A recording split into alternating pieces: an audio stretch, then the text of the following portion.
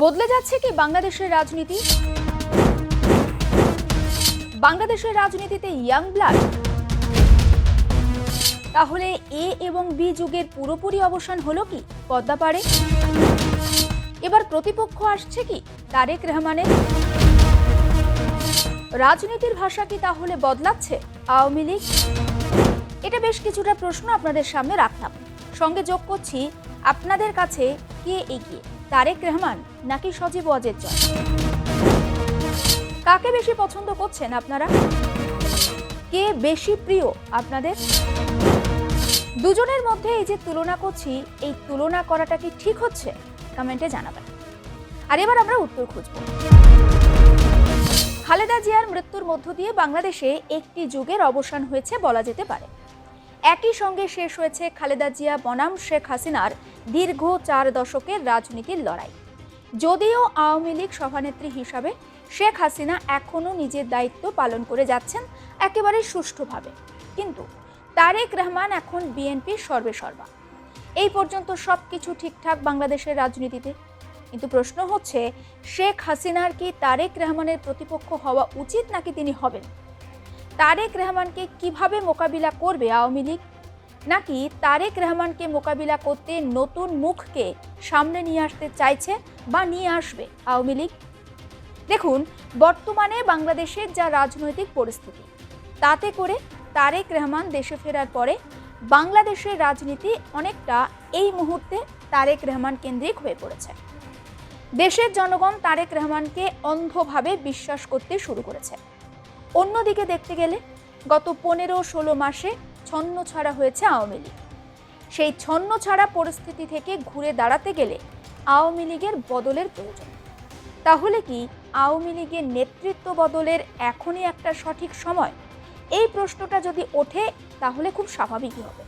ধরেই নিলাম আওয়ামী লীগ এখন তাদের নেতৃত্ব পরিবর্তন করতে চায় না। এখনও আওয়ামী লীগ নেতৃত্ব চায় শেখ হাসিনা দলের দায়িত্ব সামলান এবং সব কিছু ঠিকঠাক। দলীয় কর্মীদের আবেগ মেনে শেখ হাসিনা সেই দায়িত্ব পালনও করবে। কিন্তু এখানেও একাধিক ফ্যাক্টর কাজ করছে। কি বলুন তো? খালেদা জিয়ার প্রয়াণের পর বিএনপির দায়িত্বে এখন তারেক রহমান, বিএনপির চেয়ারম্যান তিনি। এই তারেক রহমানকে কি শেখ হাসিনা সেই ভাষাতে আক্রমণ করতে পারবেন যে ভাষাতে তিনি খালেদা জিয়াকে আক্রমণ করতেন এক সময়? দেখুন, তারেক রহমানের বয়স এখন 61 বছর, আর সজীব ওয়াজেদ জয় মানে শেখ হাসিনার পুত্র, তার বয়স 55 বছর। সেই দিক থেকে দেখতে গেলে তারেক রহমানও শেখ হাসিনার পুত্রসম কাউকে কি রাজনীতির কদর্য ভাষায় সমবয়সী রাজনীতিবিদের মতো আক্রমণ করতে পারবেন শেখ হাসিনা?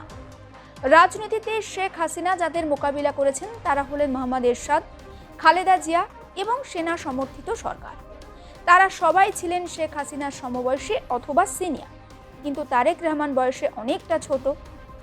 ফলে যেটা বদলে দিতে পারে রাজনীতির ভাষা।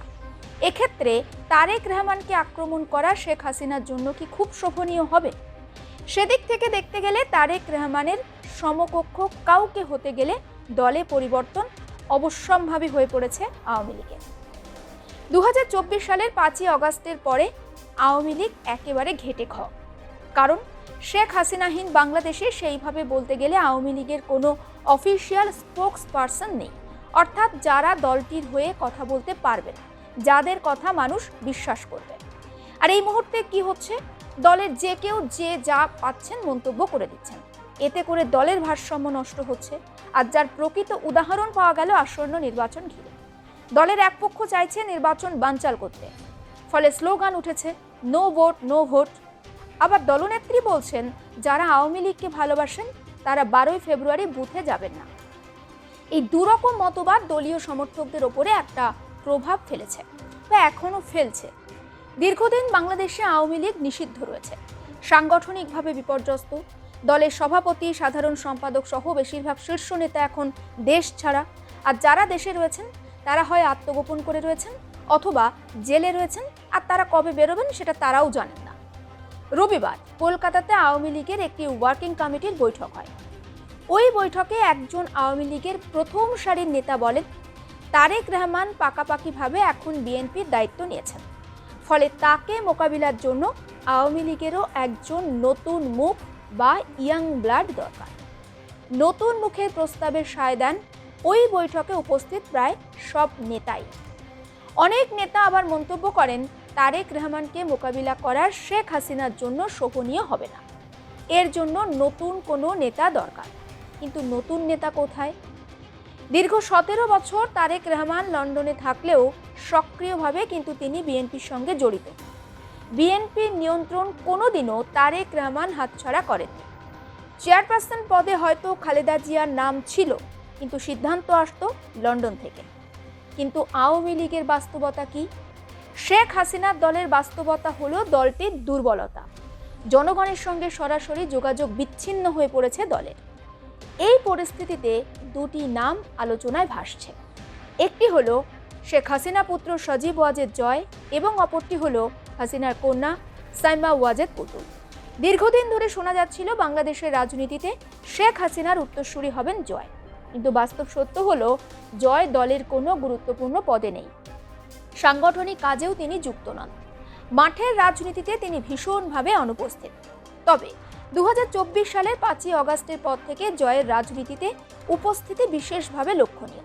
ফেসবুকের মাধ্যমে তিনি তার নিজের বক্তব্য তুলে ধরছেন, বক্তব্য রাখছেন আন্তর্জাতিক মিডিয়াতে। তাহলে কি জয় আগ্রহী দলের দায়িত্ব নিতে? তিনিও কি চান তারেক রহমানের সামনে আমনে সামনে লড়াই করতে? আরও একটা বিষয় কি আপনারা লক্ষ্য করেছেন? খালেদা জিয়ার মৃত্যুর পরে আওয়ামী লীগের তরফে দুটি শোকবার্তা দেয়া হয়। একটি বার্তা আসে শেখ হাসিনার তরফে, আর অন্য শোকবার্তাটি আসে সজীব ওয়াজেদ জয়ের তরফে। সেই শোকবার্তা কিন্তু বেশ একটা পৃথক বা পার্থক্য লক্ষ্য করা গিয়েছে শেখ হাসিনার শোকবার্তার থেকে। মার্জিত ভাষায় সেই শোকবার্তায় জয় বলছেন খালেদা জিয়াকে বাংলাদেশে একটি জাতি গঠনে গুরুত্বপূর্ণ কারিগর বা ভূমিকা রেখে গেছেন। এই ভাষাতে তিনি খালেদা জিয়াকে সম্মান জানিয়েছেন এবং নিজের শালীনতার পরিচয় দিয়েছেন। এটা ভুললে চলবে না, তারেক রহমান যেমন 17 বছর লন্ডনে থেকেছেন, জয়ও কিন্তু লন্ডনেই থাকেন। তাহলে কি ভাষা বদলাচ্ছে বাংলাদেশের রাজনীতির? ম্যায় ম্যায় তু তু রাজনীতি ছেড়ে রাজনীতি কি ফিরছে তার শালীনতায়? দেখুন, আওয়ামী লীগ এবং বিএনপি এই দুটো দল হচ্ছে পরিবার কেন্দ্রিক দল। দুটি দলের কাছে পরিবারই হচ্ছে শেষ কথা। তারেক রহমান হয়তো পদ পেয়েছেন তার পারিবারিক সূত্রে, কিন্তু নিজেকে নেতা হিসাবে তিনি প্রতিষ্ঠিত করেছেন নিজের দক্ষতায়। লন্ডনে থাকাকালীন সব সময়েও কিন্তু সব সময় নিয়মিত দলীয় কর্মীদের সঙ্গে ভার্চুয়াল মাধ্যমে যোগাযোগ রাখতেন তারেক রহমান। এছাড়া আরও একটা বিষয় ভীষণভাবে লক্ষণীয়, লন্ডনে ট্রাম্পের ব্রেকফাস্ট অনুষ্ঠানে বিএনপির মহাসচিব হিসাবে বাংলাদেশ থেকে মির্জা ফখরুল ইসলাম আলমগীর তিনি যোগ দিয়েছিলেন, কিন্তু লন্ডন থেকে গিয়েছিলেন জাইমা রহমান। আবার জয়শঙ্কর যখন তারেক রহমানের হাতে নরেন্দ্র মোদীর শোকবার্তা তুলে দিচ্ছেন, তখনও কিন্তু পাশে দেখা গিয়েছে জাইমা রহমানকে। জাইমা রহমানের সঙ্গে এস জয়শঙ্করের পরিচয় করিয়ে দিচ্ছেন তারেক রহমান, সেই ছবিও দেখা গিয়েছে। তার মানে এটা পরিষ্কার হচ্ছে তারেক রহমানের কন্যাও রাজনীতিতে চলে এসেছেন। হতে পারে বাই প্রফেশন তিনি একজন ব্যারিস্টার, কিন্তু বাবার যোগ্য উত্তরসূরি হিসাবে তিনি এই মুহূর্তে রাজনীতির ময়দানে। হতে পারে 2024 সালের 5ই অগাস্টের পরে সজীব ওয়াজেদ জয় আওয়ামী লীগের একজন সক্রিয় সদস্য হিসাবে বর্তমানে বিভিন্ন আন্তর্জাতিক মিডিয়ায় নিজের বক্তব্য তুলে ধরছেন। কিন্তু শেখ হাসিনার পুত্র নাকি আওয়ামী লীগের ভাবী নেতা, কোনটা হিসাবে তিনি এই বক্তব্য তুলে ধরছেন সেটাও তো ভাববার প্রয়োজন রয়েছে। পরিবারতন্ত্রের অভিযোগ যাতে না ওঠে তার জন্য শেখ হাসিনা খুব সন্তর্পণে জয়কে আগলে রাখছেন, এটাও একটা ফ্যাক্টর হতে পারে। তাই সরাসরি তিনি জয়ের নাম করছেন না। আওয়ামী লীগের একাংশ আবার মনে করছে যদি সজীব ওয়াজেদ জয় কোনোভাবে রাজনীতিতে না আসেন, তাহলে তার বিকল্প হতে পারেন সাইমা ওয়াজেদ পুতুল, অর্থাৎ শেখ হাসিনার কন্যা। তিনি আন্তর্জাতিকভাবে যথেষ্ট পরিচিত, তিনি একজন সেফ ক্যান্ডিডেট এবং হুতে কর্মরত, ফলে তার গ্রহণযোগ্যতা অনেকটা বেশি। জয় এবং পুতুলের এই রাজনৈতিক উত্থান আপনি অনেকটা ভারতের রাজনীতিতে কংগ্রেসের রাহুল গান্ধী এবং প্রিয়াঙ্কা গান্ধী ভদ্রার সঙ্গে তুলনা করতে পারবেন। রাহুল গান্ধী প্রথম থেকেই কংগ্রেসের সঙ্গে যুক্ত ছিলেন অনেকটা জয়ের মতো, পরে অবশ্য তার দায়িত্ব অনেকটা বেড়েছে। অন্যদিকে দলের একটা বড় অংশ অর্থাৎ কংগ্রেসের একটা বড় অংশ চাইছিল দলে প্রিয়াঙ্কাকে। দীর্ঘ সময় অপেক্ষার পর প্রিয়াঙ্কা গান্ধী 2019 সালে কংগ্রেসের সাধারণ সম্পাদক হয়েছেন। বর্তমানে তিনি একজন সাংসদ। কংগ্রেসের মতো আওয়ামী লীগেও কি এই একই মডেল দেখা যেতে পারে? কারণ আওয়ামী লীগের নিচুতলা থেকে শীর্ষ নেতৃত্বের কিন্তু পুতুলকে নেতৃত্বে নিয়ে আসা নিয়ে খুব একটা বেশি মতবিরোধ নেই। আওয়ামী লীগের বেশিরভাগ নেতা এখনো পর্যন্ত মনে করেন শেখ পরিবারের বাইরে আওয়ামী লীগের নেতৃত্ব তুলে দেওয়ার সময় এখনো পর্যন্ত আসেনি। কিন্তু প্রশ্ন হচ্ছে, পুতুল কি দলীয় রাজনীতিতে আসতে রাজি হবেন? আর রাজনীতিতে যোগ দিলেও মাঠের রাজনীতিতে তিনি ঠিক কতটা কার্যকরী ভূমিকা নিতে পারবেন? নতুন মুখ নিয়ে আসলে কি আওয়ামী লীগ বাঁচবে? কারণ দলের সাংগঠনিক কাঠামো একেবারেই ভেঙে পড়েছে, দলটা বিচ্ছিন্ন হয়ে পড়েছে, নেতারা দিশেহারা। এই অবস্থায় নেতৃত্বে বদল করে কি দল বদলানো সম্ভব, নাকি বদলাতে হবে রাজনীতির ভাষা, নাকি গোটা আওয়ামী লীগের খোলসে বদলের সময় এসে গিয়েছে? বিএনপি তারেক রহমানের মতো দলেও আগমন ঘটাতে হবে সজীব ওয়াজেদ জয়ের?